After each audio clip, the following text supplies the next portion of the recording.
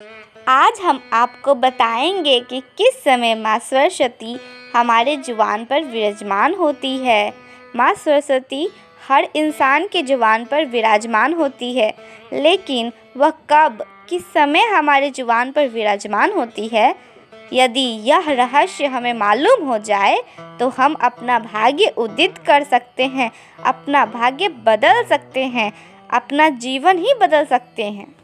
क्योंकि जिस समय माँ सरस्वती इंसान के जुबान पर विराजमान होती है, उस समय इंसान जो चाहे वह अवश्य ही प्राप्त कर सकता है।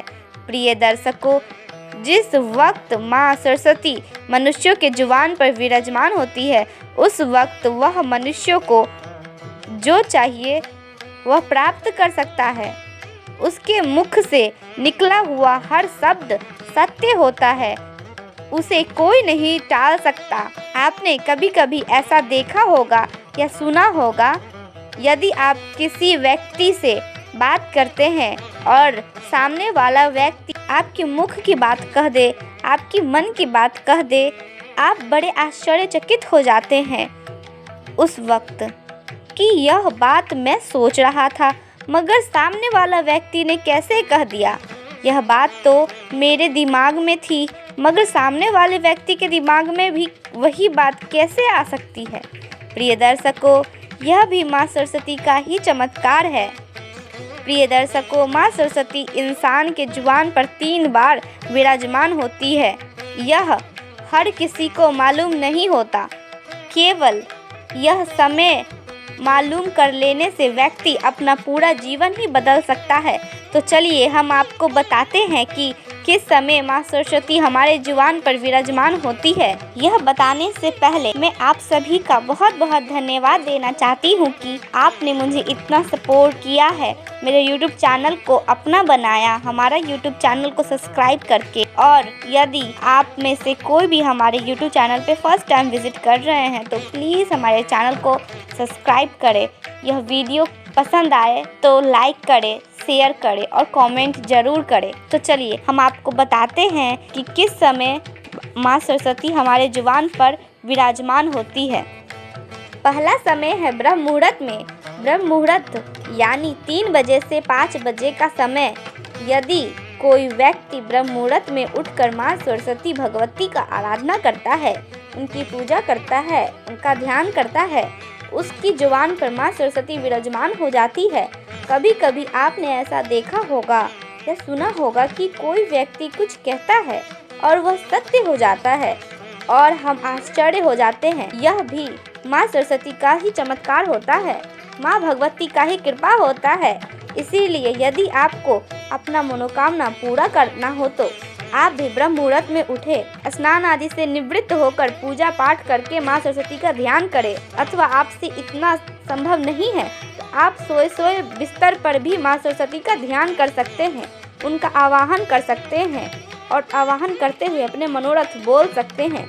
माँ सरस्वती को अपना मनोकामना अवश्य बोलिए और आप देखेंगे कि आपका मनोकामना अवश्य पूरा होगा। आपके पास धन वैभव का कोई कमी नहीं होगा। दूसरा जो शुभ मुहूर्त होता है वो दोपहर के समय होता है। दोपहर का जो तीसरा पहर का जो वक्त होता है, उस समय माँ सरस्वती हर इंसान के जुबान पर विराजमान होती है। उस वक्त भी आप जो चाहे वो हासिल कर सकते हैं। यह कुछ समय के लिए होता है। प्रिय दर्शकों, माँ सरस्वती कुछ क्षण के लिए आपके जुबान पर विराजमान होती है। इस वक्त आप जो चाहे वह प्राप्त कर सकते हैं।